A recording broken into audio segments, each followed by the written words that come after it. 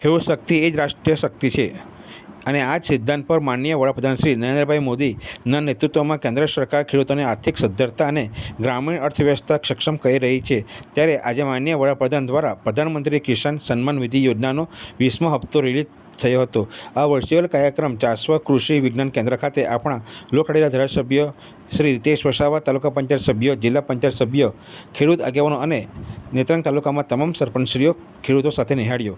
ખેડૂતોને પ્રતિવર્ષ 6,000 રૂપિયાની આર્થિક સહાય આપતી કિસાન સન્માન નિધિ એક સીમાચિહ્નરૂપ યોજના બની છે.